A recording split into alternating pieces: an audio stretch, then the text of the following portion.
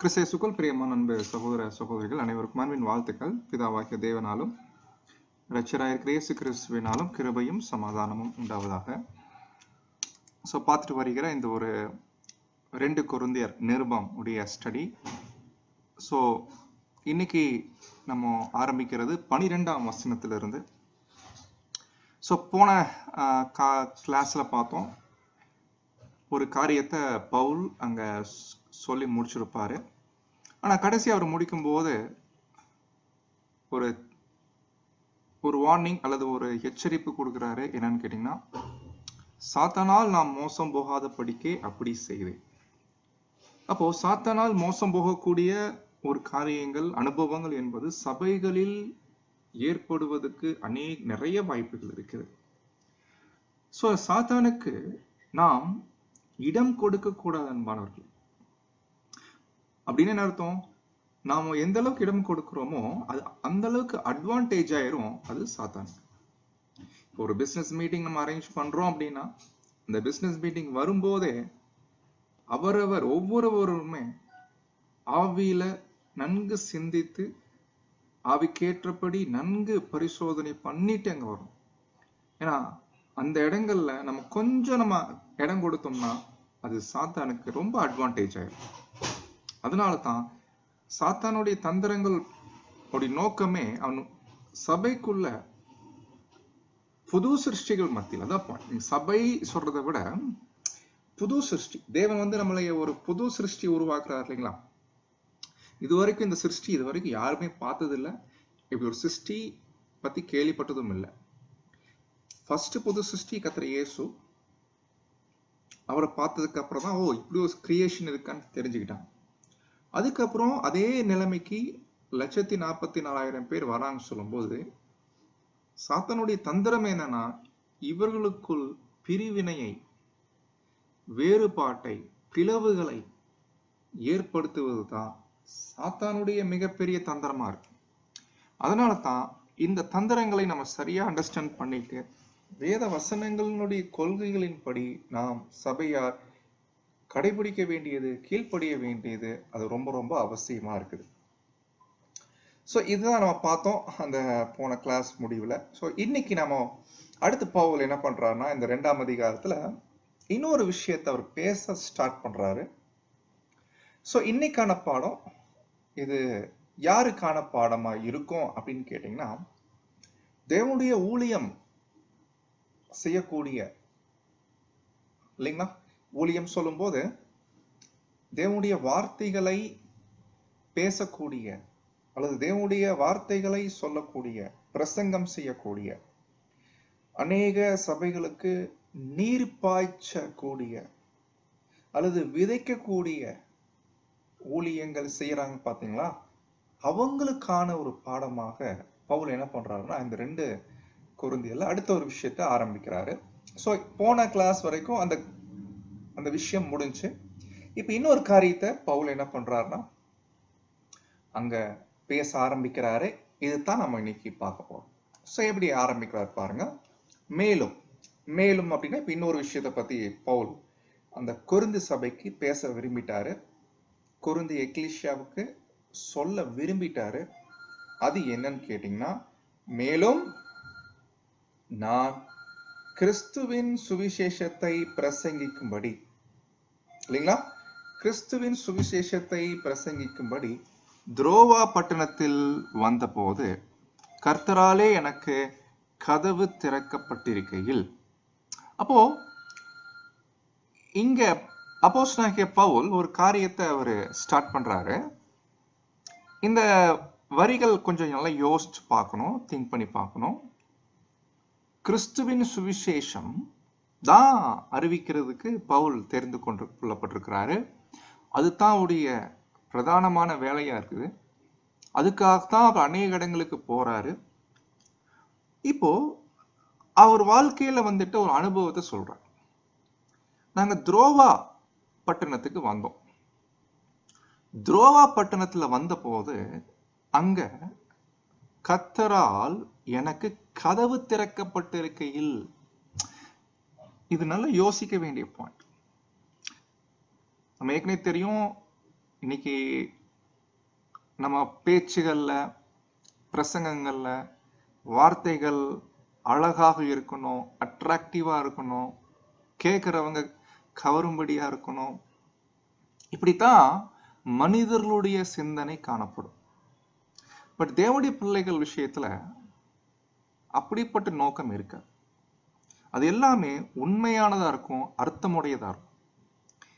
அவர் எப்படி சொல்றாருன்னா, கர்த்தரால் எனக்கு கதவு திறக்கப்பட்டிருக்கையில். நான் என்ன அர்த்தம்? அப்ப ஏதோ ஒரு விஷயம் இருக்கு இல்லைங்களா? அன்பானவர்களே, ஊழியம் எல்லாராலையும் பண்ண முடியாது. எல்லாரும் ஊழியம் பண்றதுக்கு வரலாம். ஆனா யாருக்கு கர்த்தர் கதவு திறக்கிறாரு, அவங்க தான் உள்ள போய் பண்ண முடியும். இது உண்மைங்க. இது நீங்க ஒத்துக்கலையாலும் இதான் உண்மை. அப்போ கதவு திறக்கிறதுனா என்ன அர்த்தம்? வாய்ப்புகள் பிரகாசமா இருக்கிறது. இந்த கதவு திறக்கப்பட்டிருக்கிறது. ரொம்ப இன்ட்ரெஸ்டிங் பாயிண்ட். கர்த்தர் தான் இந்த கதவு திறக்கிறார், மனிதர்கள் கிடையாது, இல்லைங்களா? கர்த்தர் கதவு திறக்கலைன்னா யாருமே என்ன பிரயாசம் எடுத்தாலும் விருதா. அப்படின்னு என்ன தெரியுங்களா அர்த்தம்? இன்னைக்கு அநேக சகோதரர்கள் மத்தியில சகோதரர்களால கதவு மூடப்படுகிறது. சகோதரர்கள் கதவு மூடி விட்டுறாங்க. அப்படி ஒருவேளை அப்படி அந்த அனுபவங்கள் நீங்க வாங்கி இருந்தீங்கன்னா புரிஞ்சுக்கணும், சகோதரர்கள் என்னத்தான் கதவு மூடிட்டாலும் கர்த்தர் திறந்தார் அப்படின்னா அது யாராலுமே அடைக்க முடியாது. பாருங்க, அப்போ கதவு மூடுறதும் கதவை திறந்திருக்கிறதும் இது எல்லாருடைய மேற்பார்வைன்னு இருக்கு இல்லைங்க. ஆக்சுவலி இயேசு கிறிஸ்து ஒரு பெரிய வேலை பண்ணிட்டு இருக்கிறார். என்னன்னா மேற்பார்வை, சூப்பர்வைஸ். இந்த சூப்பர்வைசிங் ஒர்க் இல்லைங்களா? இது நம்ம எங்க படிக்கிறோம்? நீங்க அப்படியே வசனம் 1 கொரிந்தியருக்கு வந்துட்டீங்கன்னா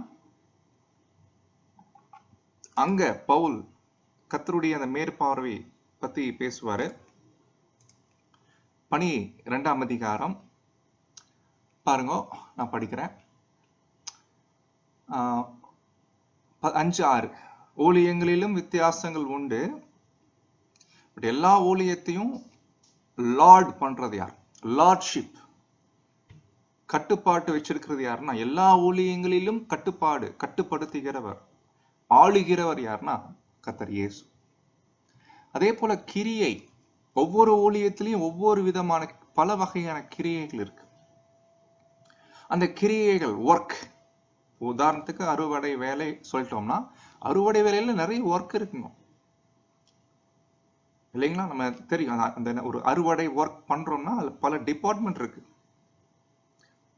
ட்ராக் டிசைன் பண்றது, பேனர் டிசைன் பண்றது, அதுக்கப்புறம் பிரதர்ஸுங்களை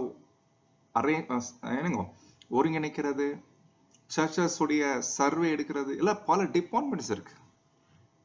ஒரு ஊழியத்திலேயே பல ஒர்க் இருக்கு, வித்தியாசங்கள் உண்டு. ஆனால் எல்லோருக்குள்ளும் எல்லாவற்றையும் நடப்பிக்கிற தேவன் ஒருவரே. அன்பானவர்களே, தேவன் கதவு திறக்கலைன்னா யாராலையும் அந்த வேலைகள் செய்ய முடியாது. இது ஃபர்ஸ்ட் புரிஞ்சுக்கும். ஒரு கன்வென்ஷன்ல வாய்ப்பு கிடைச்சா நம்ம என்ன சொல்றோம்? தேவன் எனக்கு ஒரு பெரிய வாய்ப்பு கொடுத்துருக்குறாங்க. அப்போ கன்வென்ஷன்ல வாய்ப்பு கிடைக்கலனா என்ன புரிஞ்சுக்கலாம்? எஸ், தேவன் அனுமதிக்கல, அவ்வளவுதான் விஷயம். பட் அதுக்காக தேவன் பயன்படுத்த மாட்டார் என்ற அர்த்தம் இல்லை. தேவன் பாத்தீங்கன்னா எந்த நேரத்திலையும் எப்படி வேணாலும் யாரை வேணாலும் எடுத்து பயன்படுத்துவார். சோ அப்போ ஒரு லோக்கல் எக்லிஷியால ஊழியம் பண்றதுக்கு ஒரு சகோதரன் தேர்ந்தெடுக்கப்படவில்லை. அப்போ சபையில லோக்கல்ல ஊழியம் பண்றதுக்கு தேர்ந்தெடுக்கப்படவில்லை என்றால் அது என்ன அர்த்தம் ஆயிராதுன்னா அவர் எங்கேயுமே ஊழியம் பண்ணக்கூடாது என்ற அர்த்தம் அல்ல. லோக்கல்ல இருக்கக்கூடிய சபையார் ஊழியத்தை விரும்பல, அவ்வளவுதான் அர்த்தம். அவங்க ஏன் கை தூக்கல? உங்க ஊழியம் எங்களுக்கு வேண்டாம், நீங்க ஊழியம் செய்யாதீங்க, இதுதான் அர்த்தம். கை தூக்கலைன்னா இதுதான் அர்த்தம். பட் அதுக்காக ஒரு சோர்ந்து போக இருக்க வேண்டிய அவசியம் இல்லை.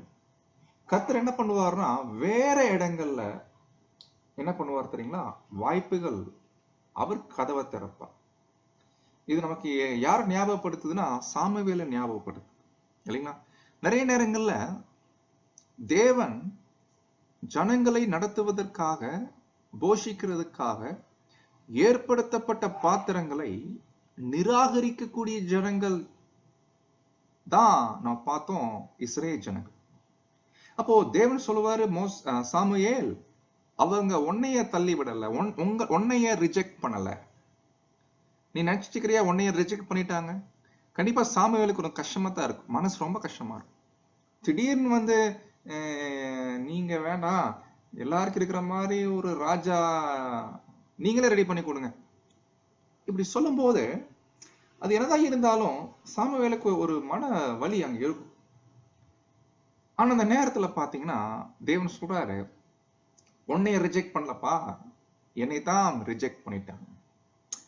அப்ப இது என்ன காமிக்குதுன்னா, தேவன் ஒவ்வொருவரையும் ஒவ்வொரு வகையில எடுத்து பயன்படுத்தும். மனிதர்கள் தள்ளலாம், மனிதர்கள் கதவுகள் அடைக்கலாம், சகோதரர்கள் கூட கதவுகள் அடைக்கலாம். பட் தேவன் என்றைக்கும் என்ன பண்ண மாட்டாங்கன்னா அடைக்க மாட்டாங்க. பட் இதெல்லாம் அண்டர்ஸ்டாண்ட் பண்ணணும். சில சூழ்நிலைகள் தேவன் நம்ம லைஃப்ல அனுமதிக்கிறாங்கன்னா அதுக்கு பின்னாடி எவ்வளோ ஒரு நன்மை இருக்குது, எவ்வளோ பிரயோஜனம் இருக்குது, கர்த்தருடைய நோக்கம் என்ன என்பதை ஒவ்வொருவரும் தனிப்பட்ட வகையில சிந்திச்சு பார்க்கணும். சரி, இப்ப இங்க வந்துடலாம். அப்போ பவுல் விஷயத்துல துரோவா பட்டணத்தில் அவர் போயிருக்கிறாரு. அவருடைய ஊழியமே மெயினா சுவிசேஷம் அறிவிக்கிற ஊழியம் தான். அதுல தான் ரொம்ப கவனம் அவர் காமிச்சிட்டாரு. ஆல்ரெடி துரோவா பட்டணத்துல பிரதர்ஸ் இங்க இருக்கிறாங்க, எக்லீஷியா இருக்குது. ஆனா இருந்துட்டாலும் இன்னும் நிறைய மெம்பர்ஸ் இல்லைங்களா, அந்த அந்த சுவிசேஷத்தை அறிவிக்கிற ஊழியம் அவர் செய்ய வந்திருக்கிறார். அதே போல அந்த ஊழியம் பண்றதுக்கான சகல வாய்ப்புகளும் அங்க அமைஞ்சிருக்குது. என்ன சொல்லும்னா, அந்த ஊழியம் தடைப்படுவதற்கான எந்த ஒரு முகாந்திரம் இல்லை. ஏன்னா கர்த்தரே என்ன பண்ணிருக்கிறாருன்னா கதவு திறந்திருக்கிறாரு. என்ன அர்த்தமா, அந்த ஊழியம் தடைகள் அங்க இருக்கிற மாதிரி தெரியல.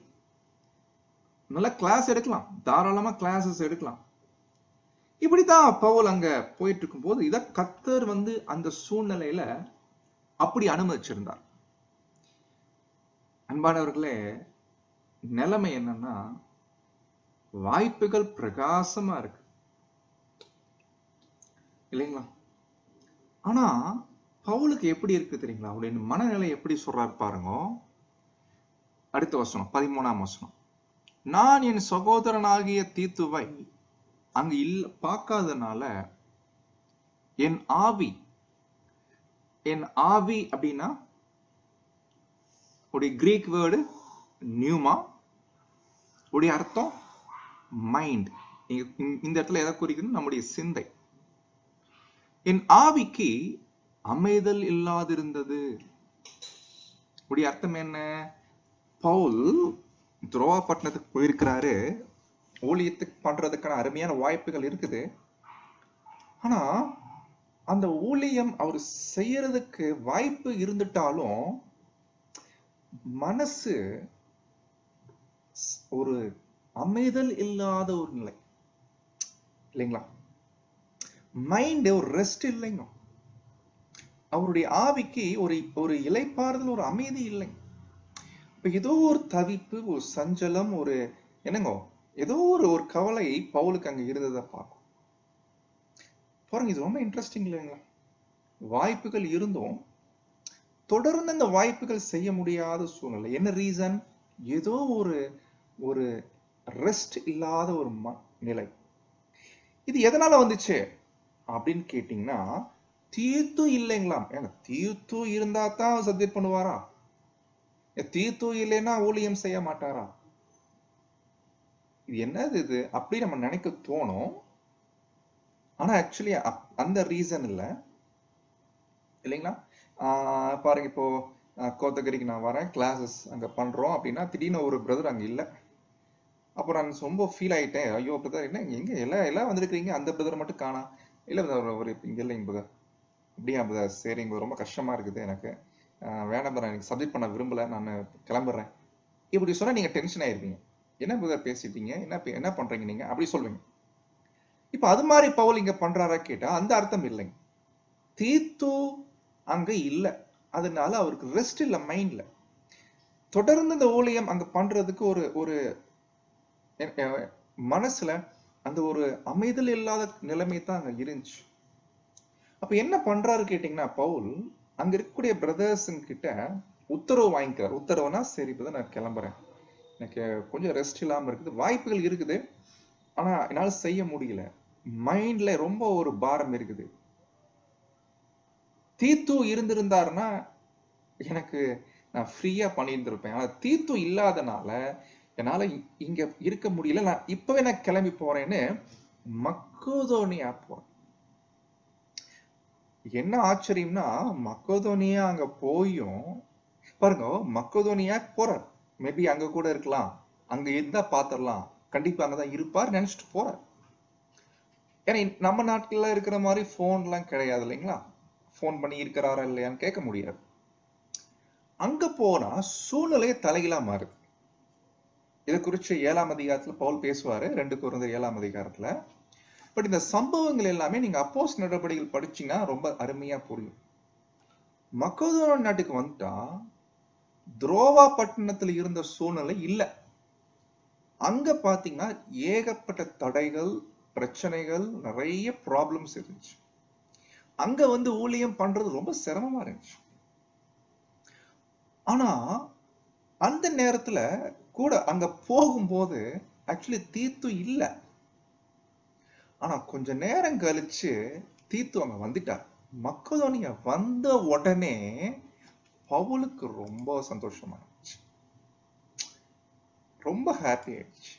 பாருங்க, துரோவா பட்டணத்துல பிரச்சனை ப்ராப்ளம் இல்ல, ஆனா ஊழியம் தொடர்ந்து செய்ய முடியல. காரணம் தீத்து இல்லாதனால மனசுல ஒரு ரெஸ்ட் இல்ல. மக்கோதோனியாக்கு போறாரு, அங்க ஊழியம் பண்றதுக்கு ரொம்ப பெரிய பிரச்சனை ஆயிட்டு இருக்குது. பிரச்சனை அங்க ஆயிட்டு இருக்கும் போது அங்க கூட பாத்தீங்கன்னா தீத்து இருக்க மாட்டார் போகும்போது, ஆனா வந்துடுறார். வந்த உடனே பவுலுக்கு ரொம்ப ஹாப்பி ஆயிடுச்சு. அந்த ஹாப்பினஸ் வந்ததுனால அங்க இருக்கக்கூடிய பிரச்சனைகளை அவர் பெருசாவே எடுத்துக்கல. அன்பானவர்களே, இது ரொம்ப வினோதமான ஒரு காரியமாக அங்க இருக்கு இல்லைங்களா? இது இந்த தீத்து வர்றதுக்கும் எதுக்கு இந்த இடத்துல பவுல் கொரிந்து சபைகளை பேசுறதுக்கும் என்ன சம்பந்தம், என்ன இது, எதுக்கு தீத்துவை இவ்வளவு ஹைலைட் பண்றாரு இல்லைங்களா? ஆக்சுவலி தீத்து முதல்ல யாரு, அவர் என்ன விஷயம், தீத்து விஷயத்துல நம்ம என்ன புரிஞ்சுக்கிறோம், இதெல்லாம் இந்த 2 கொரிந்தியர் படிக்கும் போதே தெரியும். 8ஆம் அதிகாரத்துல தீத்து பத்தி எல்லாம் பேசுவார். தீத்து பத்தி சொல்லும் போது கொரிந்து சபைக்கு அவரும் பாத்தீங்கன்னா ஒரு மிக முக்கியமான ஊழியம் பண்ணிருக்கிறார். அது என்ன ஊழியம்னா அந்த கிளாஸ் வரும்போது தெரியும். இந்த தீத்து பத்தி படிக்கும்போது கொரிந்து சபையாருடைய நிலைமை என்ன, ஏன்னா ஒரு நிருபம் அனுப்பியாச்சு, அந்த நிருபம் போயிடுச்சு, அவங்க என்ன ரெஸ்பான்ஸ் பண்ணிருக்கிறாங்க, நிலைமை என்ன, கண்டிஷன் என்ன, எதுவுமே தெரியாது. பட் தீத்து தான் அந்த இன்ஃபர்மேஷன் எல்லாம் என்ன பண்றாருன்னா கலெக்ட் பண்றாரு. அப்போ கலெக்ட் பண்ணிட்டு அன்பானவர்களே அவர் என்ன பண்றாருன்னா போய் பவுல் கிட்ட போய் சொல்லணும். இப்ப பவுலுக்கு இருந்த கவலை என்னன்னா, துரோவா பட்டணத்துக்கு வந்த போது ஊழியங்கள் பண்றதுக்கு வாய்ப்பு நிறைய இருக்கு, பிரகாசம் இருக்குது. அவருக்கு இருந்த கவலை கொரிந்து சபை பத்தி, என்ன பண்றாங்க, எப்படி இருக்கிறாங்க, என்ன நிலைமை என்ன, அந்த நியூஸ் யாரு தான் கொண்டு வரணும், தீத்து. இப்ப தீத்து அங்க வராதனால, அங்க இல்லாதனால இப்ப அந்த சபை குறிச்ச ஒரு கவலை ஆயிடுச்சு. என்ன பண்ணிட்டு இருப்பாங்க, இது எப்படி தெரியுங்களா, இது கொஞ்சம் எப்படி கண்ணை மூடிட்டு, இப்ப நம்மலாம் எந்த ஒரு கம்யூனிகேஷன் தொடர்பு இல்லாத ஒரு காலத்துல வாழ்ந்துட்டு இருக்கும் போது பாருங்க, நம்முடைய ஃபேமிலி ஒரு ஊர்ல இருக்கிறாங்க, நம்ம இங்க இருக்கிறோம். ஃபேமிலி ஊர்ல இருக்கும்போது அங்க ஏதோ ஒரு பயங்கர புயல் வந்துருச்சு, ரொம்ப மோசமான நிலைமை, என்னாச்சு ஏதாச்சுன்னே தெரியல. அப்போ இங்க இருக்கக்கூடிய அந்த குடும்ப தலைவருக்கு எப்படி இருக்கும், அவன் நிலைமை என்ன, எப்படி இருக்கு? யாராவது வந்து ஒரு தகவல் சொல்ல மாட்டாங்களா? இல்லைங்களா? அந்த தகவல் கேட்கிற வரைக்குமே அவருக்கு சாப்பாடு தண்ணி கூட இறங்காது. அவ்வளவு ஒரு துக்கம் இருக்கும் இல்லைங்களா? அது மாதிரியான ஒரு துக்கம் தான், ஒரு கவலை தான் பவுலுக்கு இருந்துச்சு. பாருங்க, இந்த கவலைனாலே அவருக்கு அந்த ஊர்ல வாய்ப்புகள் இருந்தும் ஊழியம் பண்ண முடியல. இது எப்படி தெரியுங்களா? சில நேரங்கள்ல இந்த மாதிரி அனுபவங்கள் சப்ஜெக்ட் பேசக்கூடிய பிரதேசங்களுக்கு இருக்கும். நல்லா ப்ரிப்பேர் பண்ணிட்டு வந்திருப்பாங்க, சப்ஜெக்ட் நல்லா பிரசன்ட் பண்ணணும்னு நினைப்பாங்க. ஆனா சில நேரங்கள்ல ஏதோ இப்படிப்பட்ட ஒரு நிலைமைகள் சூழ்நிலைகள் ஏற்படும் போது அவங்களால சப்ஜெக்ட் பேசுறது ரொம்ப சிரமமா இருக்கும். ஏன்னா காரணம், அந்த மைண்ட்ல இருக்கக்கூடிய ஒரு பிரஷர், ஒரு அழுத்தம், ஒரு அமைதல் இல்லாத ஒரு நிலை. அன்பானவர்களே, இது நாம் சிந்திச்சு பார்க்க வேண்டியது அங்க இருக்கு. அப்போ இப்படிப்பட்ட ஒரு நிலைமை தான் அங்க இருந்துச்சு. சோ அப்போ மக்கதோனியா ஊருக்கு வந்துட்டாலும் அங்க நிறைய ப்ராப்ளம்ஸ் இருக்குது. இதெல்லாம் 7ஆம் அதிகாரத்துல பேச போறார் பவுல். மக்கதோனியால இருக்கும்போது ரொம்ப பெரிய பிரச்சனைகள்லாம் இருந்துச்சு. ஆனா அந்த நேரத்துல தீத்து வந்ததினாலே, தீத்து எப்ப வந்தாரோ எவ்வளவு ஆறுதல் கிடைச்சு தெரியுமான்னு அது பேசுறார். 7ஆம் அதிகாரத்துல அவர் பேசுறார். அங்கதான் தீத்து. ஆனா ரொம்ப ஆச்சரியம், அந்த ஆறுதல் வந்த பின்னாடி எவ்வளவு போராட்டங்கள் இருந்துட்டாலும் அது பெருசா அவங்க எடுத்துக்கல. அப்ப பாருங்க மாணவர்களே, இது ரொம்ப வினோதமான ஒரு சூழ்நிலை தான். கொரிந்து சபையாருக்கு பவுல் இந்த வார்த்தைகளை பேசுறதுக்கு காரணம், அவங்க புரிஞ்சுக்கணும் அவங்க மேல எவ்வளவு அக்கறை இருக்குது, நீங்க எந்த அளவுக்கு முன்னேற்றத்துல இருக்கிறீங்க, உங்களுடைய நிலைமை என்ன, அது எந்த அளவுக்கு நான் தெரிஞ்சுக்க ஆவலா இருக்கிறேன், எவ்வளவு அக்கறையா இருக்கிறேன் என்பதை புரிஞ்சுக்கிறதுக்காகத்தான். தீத்து பார்க்காதனால பாருங்க, ஊழியம் பண்றதுக்கு வாய்ப்பு இருந்தும் பண்ண முடியல, வேற வழி இல்லாம அந்த இடத்த விட்டு மக்கதோனியாக்கு போனோம். ஒருவேளை அங்க இருக்க வாய்ப்பு இருக்கு தீத்து. ஆனா அங்க போனாலும் போய் பார்த்தா உடனே அவரை மீட் பண்ண முடியல, பத்தாவதுக்கு ஏகப்பட்ட ப்ராப்ளம்ஸ். அந்த நேரத்துல தீத்து வந்துட்டாரு, ரொம்ப பெரிய ஆறுதலா இருந்துச்சு. உங்களை பத்தி நான் கேள்விப்பட்டோம், மகிழ்ச்சியா இருந்துச்சு. அப்போ தீத்து கொரிந்து சபையில ஒரு மிக முக்கியமான ஒரு ஊழியம் பண்ணியிருக்கிறாரு. அதை பத்தி நம்ம படிக்க போறோம். அப்போ இப்படிப்பட்ட ஒரு நிலைமை தான் அன்பானவர்களே இங்க பவுல் என்ன பண்றாருன்னா, இந்த முதல் 2 வசனங்களை பேசுறார். 12-13 அவர் பேசுறத பார்க்கிறோம். இப்படி சொல்லிட்டு 14ஆம் வசனத்துக்கு அவர் வராரு.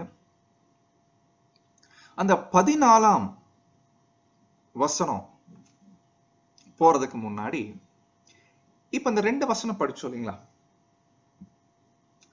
அந்த வசனத்துல ஒரு நல்ல ஒரு பாயிண்ட் இருக்கும் பாருங்க. போராட்டங்கள் மக்கதோனியா ஊருக்கு போன பின்னாடி நிறைய இருந்துட்டாலும் அங்க சில சகோதரர்களை, மிக முக்கியமா தீத்துவ மீட் பண்ணும் போது ஒரு உற்சாகம் கிடைக்குது பாரு. இந்த உற்சாகம் எதை காமிக்குதுன்னா, நம்மளும் நிறைய போராட்டங்கள் சோதனைகள் தான் இருப்போம். நம்ம எதுக்கு இந்த கன்வென்ஷன் மீட்டிங், 1 டே மீட்டிங் எதுக்கு வைக்கிறோம் தெரியுங்களா? அந்த ஒரு நாள் சகோதர சகோதரிகள் எல்லாரும் ஒன்று இணையும் போது, நாம் ஒருவரை ஒருவர் பார்க்கும் போது அது நமக்கு என்ன கிடைக்குது தெரியுங்களா? சங்கீதம் 133 எல்லாருக்கும் பரிச்சயமான வசனம் இல்லைங்களா? அது எப்படிப்பட்டதா இருக்கு அந்த இன்பம், அந்த மகிழ்ச்சி. சகோதரர்கள் ஒருமித்து வாசம் பண்ணுகிறது எத்தனை இன்பமும் அது எத்தனை நன்மையுமா இருக்கு. அன்பானவர்களே, அந்த ஒரு அனுபவம் வரும்போது எவ்வளோ போராட்டங்கள் சோதனைகள் இருந்துட்டாலும் அது நமக்கு பெருசா தெரியாது. அதனாலதான் சகோதர ஐக்கியம் அதிகமாக வைத்துக் கொள்ள வேண்டியது ரொம்ப அவசியமா. சோ அப்போ இப்படியாக சத்தியத்தின்படியான ஒரு கான்வர்சேஷன், சகோதர ஐக்கியம்னா வந்துட்டு ஒரே இடத்துல கூடுறது மட்டும் இல்லைங்க, சம்பாஷணை, சத்தியம் சம்பந்தப்பட்ட சம்பாஷணை, உரையாடல்கள், டிஸ்கஷன், இதெல்லாம் பண்ணணும். சேர்ந்து பண்ணும்போது அது ரொம்ப அருமையான அனுபவமாக காணப்படும். சோ இது நம்ம மனசுல அங்க வச்சுக்கலாம். சோ இப்ப 14ஆம் வசனத்துக்கு போகும்போது இப்ப பவுல் பேசுறாரு. அடுத்த பாயிண்ட் இப்பதான் ஊழியம் பண்றவங்களுக்கு பத்தி பேசுறாரு. சோ இப்போ 13 வரைக்கும் சொல்லிட்டு இப்போ 14க்கு வரும்போது, கிறிஸ்துவுக்குள் எப்பொழுதும் எங்களை வெற்றி சிறக்க பண்ணி எல்லா இடங்களிலும் எங்களை கொண்டு அவரை அறிகிற அறிவின் வாசனையை வெளிப்படுத்துகிற தேவனுக்கு ஸ்தோத்திரம். இங்க தேவனுக்கு ஸ்தோத்திரம் என்று அவர் ஒரு காரியத்தை ஆரம்பிச்சுட்டு அதுக்கப்புறம் 17 வரைக்கும் கொண்டு போறார். இந்த ஒரு வசனத்துல நிறைய பாயிண்ட்ஸ் இருக்குது. ஃபர்ஸ்ட் பாயிண்ட் நம்ம என்ன கண்டுபிடிக்கிறோம்னா, அன்பானவர்களே, கிறிஸ்துவுக்குள் எப்பொழுதும் எங்களை வெற்றி சிறக்க பண்ணி, இல்லைங்களா? வெற்றி சிறக்க பண்ணினா என்ன அர்த்தம்? ஜெயம், ஜெயத்தை நோக்கி எந்த இடத்துக்கு போனாலும் எங்க போயிட்டாலும் எங்களுக்கு ஜெயம் கிடைப்பதற்கு, அது கிறிஸ்துவுக்குள்ளான ஜெயம் எங்களுக்கு கிடைக்கும். அது எப்படி கிடைக்குமாமா? எல்லா இடங்களிலும் எங்களை கொண்டு, எங்களை மூலமா தேவன் தம்மை அறிகிற அறிவின் அந்த வாசனை, அது எங்களை கொண்டு வெளிப்படுது. அதை வெளிப்படுத்துற தேவனுக்கு ஸ்தோத்திரம் அப்படின்னு இங்க பவுல் அங்க என்ன பண்றாருன்னா அங்க பிரசங்கம் பண்றாரு. இது என்ன அர்த்தம்னா, அவர் போற இடங்களை எல்லாரும் அப்படி கிளாஸ் கேட்டு உடன்படிக்கை பண்ணிடுவாங்க அப்படின்ற அர்த்தத்துல அவர் பேசலைங்க. ஏன்னா சில இடங்கள்ல அவர் பேச்சை யாரும் கேட்க மாட்டாங்க, ஏற்றுக்கொள்ள மாட்டாங்க. பவுல் அதை பத்தி பேசலை. நாங்க போற இடத்துல எல்லாம் ஒரு எக்லீஷியா ஃபார்ம் பண்ணிடுறோம், எல்லா இடத்துலயும் ஃபெயில் ஆகுறதுல, பேசிக் கிளாஸ் போகுது, எல்லா இடத்துலயும் 50 100 வந்துடுறாங்க, அப்படி அந்த இடத்துல பவுல் பேசல. அதுக்கு பேர் வெற்றி சிறக்கிறது இல்ல, இல்லைங்களா? அப்ப எது வெற்றி சிறக்கிறது அப்படின்னா, எல்லா இடங்களிலும் தேவன் அவருடைய ஊழியத்தின் மூலமாய், அந்த ஊழியத்துல கேட்கிறவங்க அக்செப்ட் பண்றாங்க, அக்செப்ட் பண்ணல, ஏற்றுக்கொள்றாங்க, ஏற்றுக்கொள்ள, அது வேற.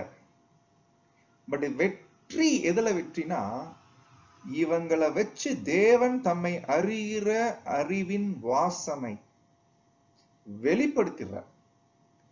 அப்படின்னு என்ன அர்த்தம்? இவங்க மூலமா வரக்கூடிய இந்த வாசனைய நுகர்ந்துடுறாங்க. யாரு? கேட்கிறவங்க.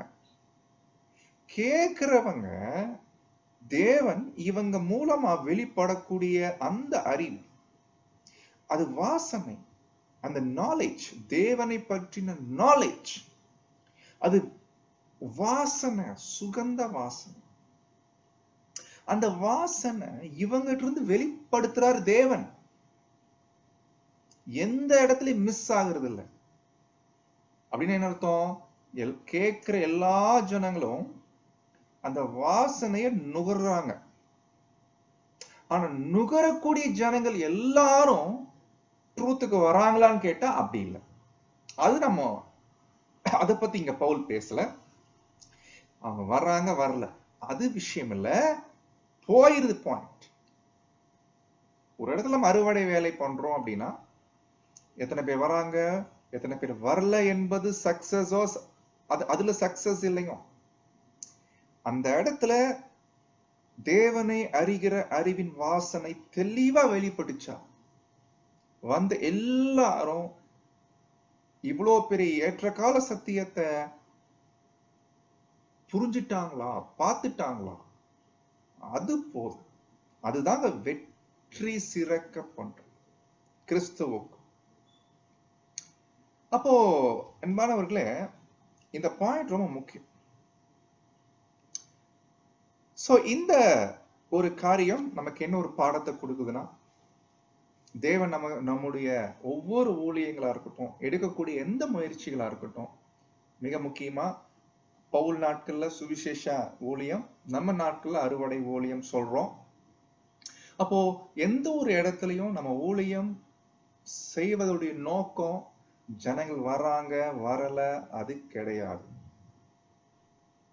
நம்முடைய வேலை ஒரு ஒர்க் பண்றோம், அந்த இடத்துல தேவனை அறிகிற அறிவின் வாசனை வெளிப்படுத்தும்.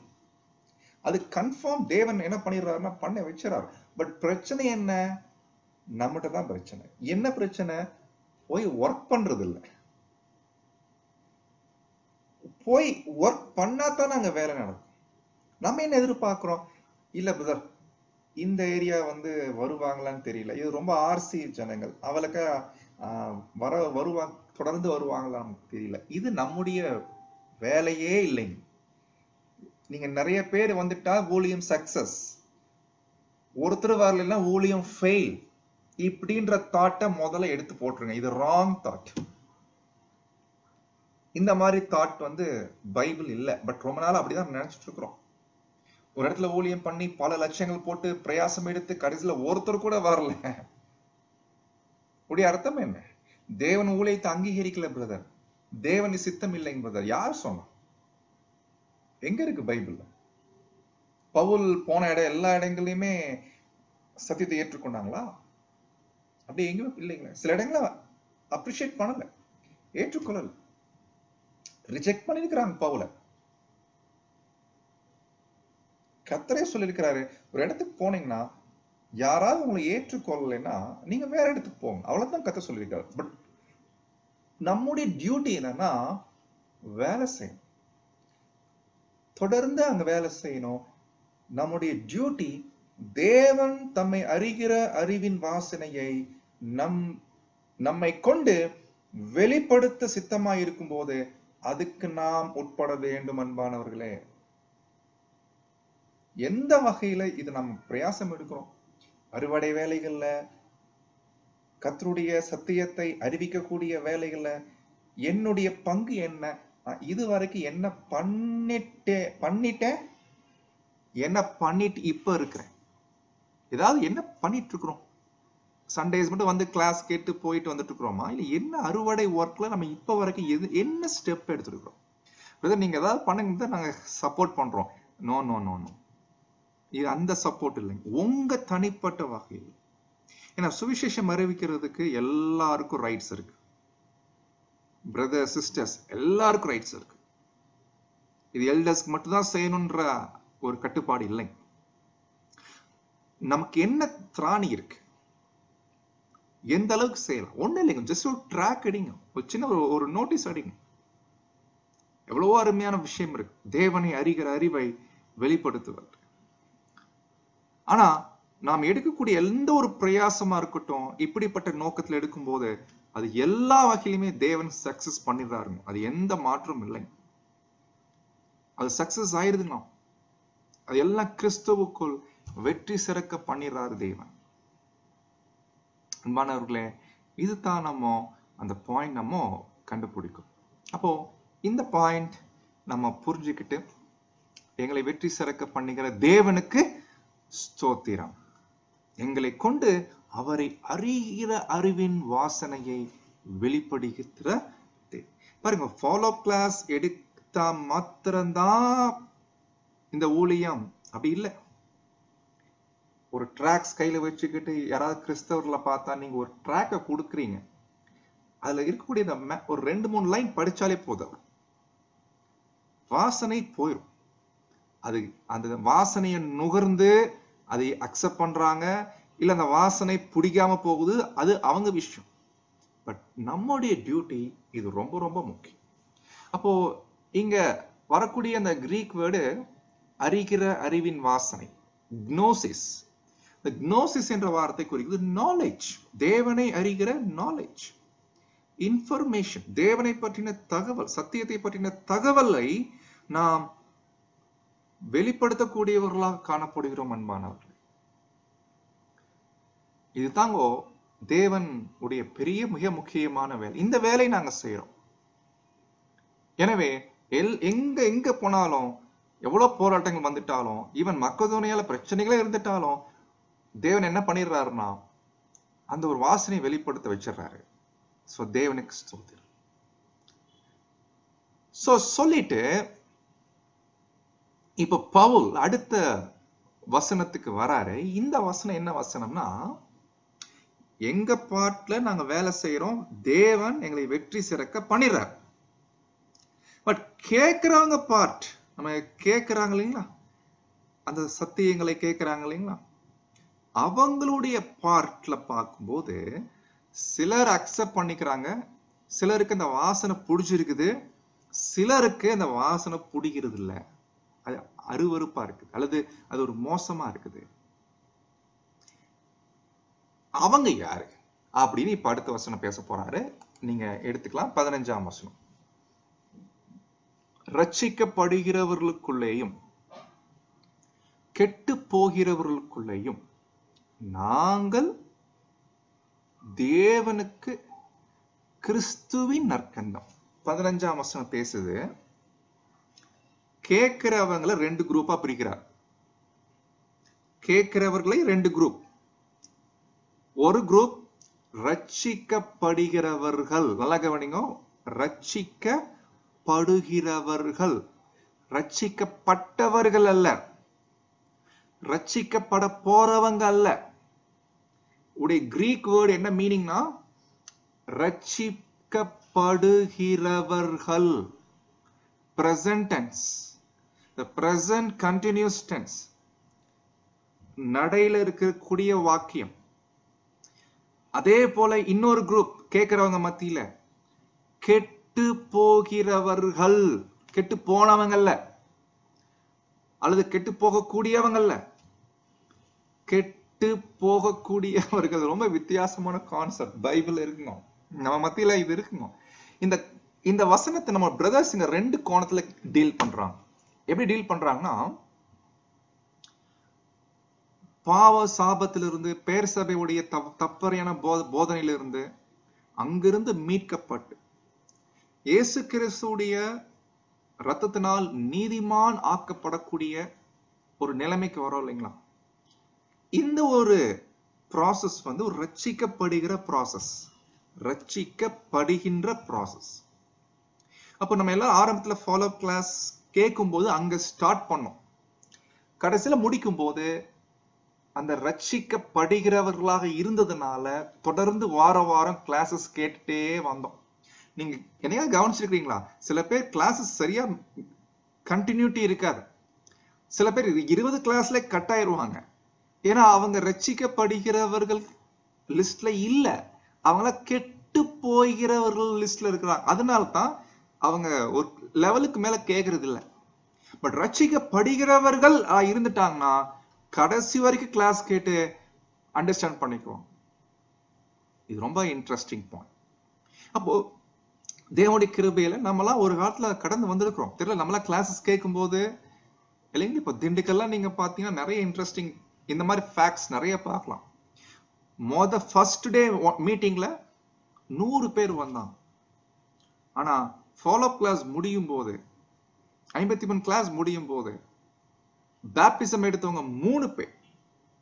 ஆனா அந்த 3 பேர்ல 2 பேர் கலந்துக்கிட்டாங்க, ஒருத்தர் மட்டும்தான் இப்ப வரைக்கும் உயிரோடு இருக்கிறார் ட்ரூத்ல. பாருங்க எவ்வளவு வித்தியாசம் இருக்கு பாருங்க. ரட்சிக்கப்படுகிறவர்கள், கெட்டு போகிறவர்கள். இது வந்து நாம அர்ப்பணிப்புக்கு முன்னாடி நம்முடைய ரட்சிக்கப்படக்கூடிய ஒரு பயணம். ரட்சிக்கப்படக்கூடிய பயணம். சில பேர் அதே கிளாஸ் கேட்கிறாங்க, ஃபாலோ கிளாஸ் கேட்கிறாங்க, சுவிசேஷம் கேட்கிறாங்க. ஆனா அது ரட்சிக்கப்படுகிறவர்கள் அவங்க இல்லாதனால கெட்டு போகிறவர்களா இருக்கிறாங்க, பின்வாங்கி போயிடுறாங்க. ஆனா எப்படி இருந்துட்டாலும் 2 பேர் விஷயத்துல இவங்கெல்லாம் உட்கார்ந்து கேட்கிறாங்க, மீட்டிங் வராங்க. ஆனா இவங்க 2 பேர் விஷயத்துல நாங்க ஏறெடுக்கக்கூடிய ஊழியம், நாங்க ஏறெடுக்கக்கூடிய இந்த ஒரு பிரயாசம், அது கிறிஸ்துவின் நற்கந்தம் தேவனுக்கு முன்னாடி. இந்த வசனத்துக்கு நம்முடைய பிரதர்ஸ் என்ன பாயிண்ட் கொடுத்திருக்காங்க தெரியுங்களா?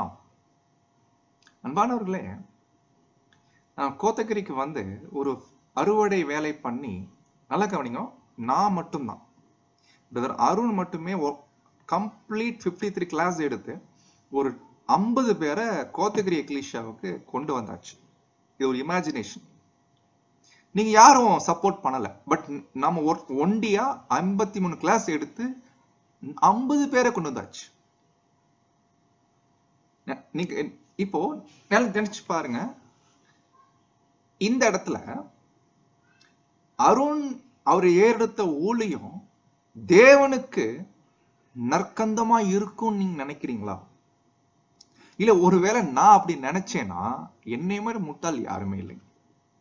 பாருங்க, எவ்வளோ தனியா ஒண்டியா ஊழியம் பண்ணி இத்தனை கிளாஸஸ் எடுத்து இத்தனை பேருக்கு நான் என்ன பண்ணிருக்கிறேன்னா பிரயோஜனமா இருந்து ஊழியம் பண்ணிருக்கிறேன். என்னுடைய தனிப்பட்ட இந்த ஊழியம் தேவன் பார்வைக்கு நற்கந்தமா இருக்கும்னு நீங்க நினைச்சீங்கன்னா இந்த தாட்டை அப்படியே தூக்கி போடுறேன். பவுல் சொல்றாரு, நாங்கள் தேவனுக்கு நற்கந்தம் சொல்லல,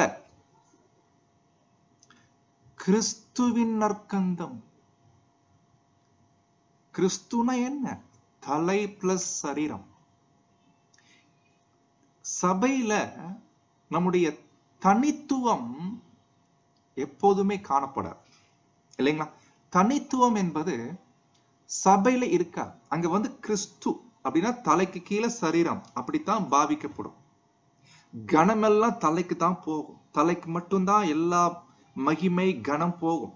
கீழே சரீரம் இருந்துட்டாலும், சரீரத்தில் அங்கங்கள் நிறைய இருந்துட்டாலும் கணமெல்லாம் தலைக்கு. தேவன் வந்து சரீரத்துல ஒரு அவயவம் ஒரு பெரிய வேலை செஞ்சதுனால அந்த அவயவத்தை பார்த்து உன்னை ரொம்ப பிடிச்சிருக்கு சொல்ல மாட்டான். யார அப்ரிஷியேட் பண்ணுவார்? தலைய. அதனால தான் நம்ம பெரிய ஊழியம் பண்ணிட்டு இருக்கிறோம், யாரும் பேசாத சப்ஜெக்ட் எல்லாம் பேசிட்டு இருக்கிறோம், அநேகருக்கு பிரயோஜனமா இருக்கிறோம், நிறைய இடங்கள ஃபாலோ பிளஸ் ஒண்டியா பண்ணிட்டு இருக்கிறோம். கண்டிப்பா நான் என்னுடைய ஊழியம் தேவனுக்கு ரொம்ப பிடிக்கும் இந்த தாட் நினைச்சீங்கன்னா அப்படி எடுத்து போட்டு, நான் ஏறெடுக்கக்கூடிய ஊழியம் சபைக்கு சபைக்காக இந்த ஊழியம் நான் பண்றேன் ஒரு மெம்பரா. பட் இதனால என் ஊழியம் தேவன் பார்வையில நற்கந்தமா ஆயிருமானா இல்ல, அது கிறிஸ்துவின் நற்கந்தமா தான் இருக்கணும். இந்த ஊழியம் பாருங்க, ஒரு உடம்புல நிறைய அவயவம் இருக்குங்க. ஒரு கை வந்து ஒரு நிறைய வேலை செய்யுதுன்னா கைக்கா வந்து கனம் பண்ணுவாங்க.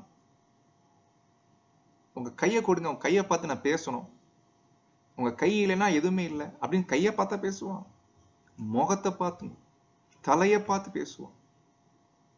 அப்போ இந்த தாட் மைண்ட்ல இருக்கணுங்க. நாங்க ஏறக்கூடிய எந்த ஊழியமா இருக்கட்டும்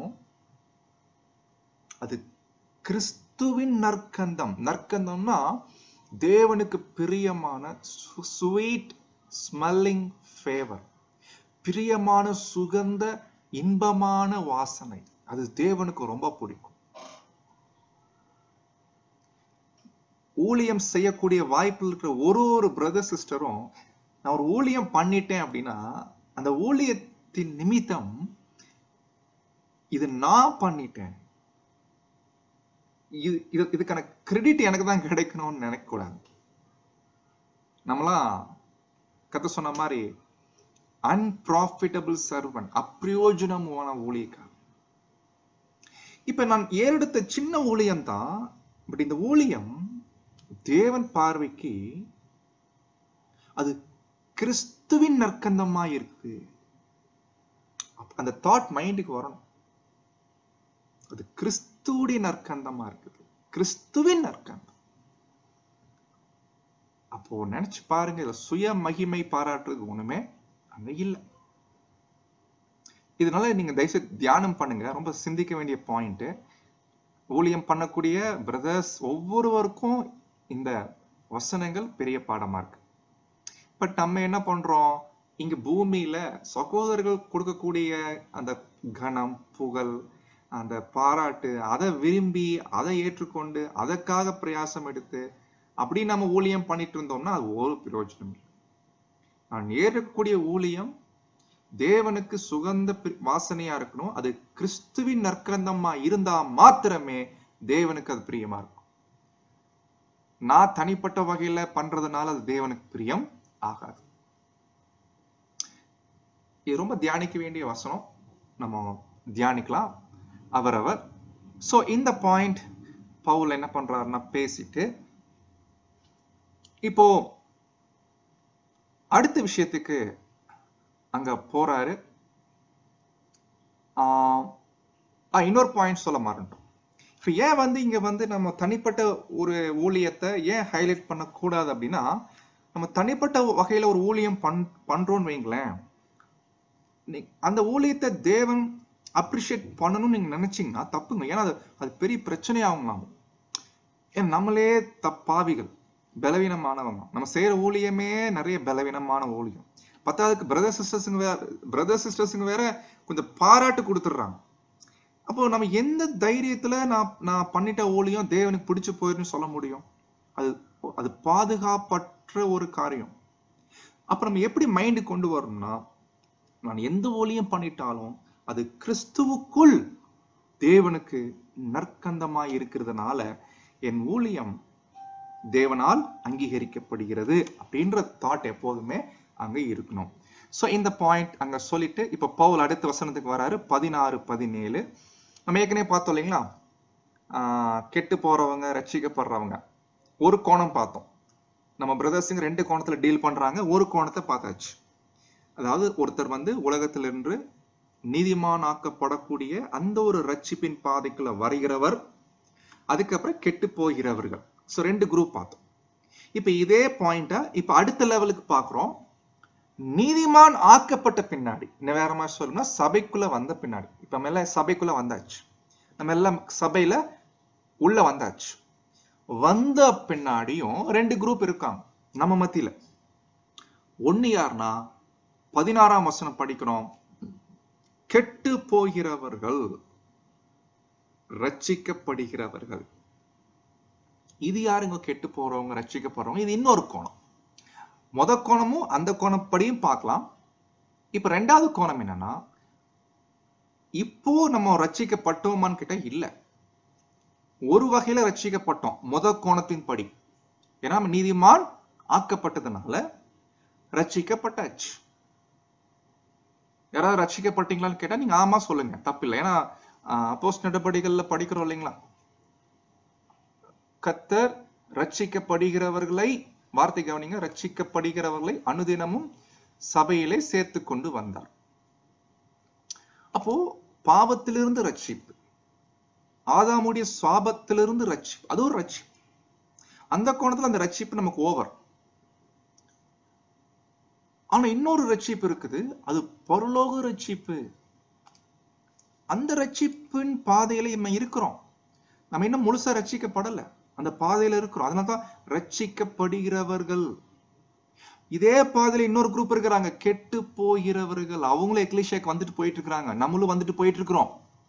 பட் 2 குரூப் இருக்கிறோம் நமக்குள்ள. கெட்டு போகிறவர்கள்னா இவங்க கெட்டு போவாங்க.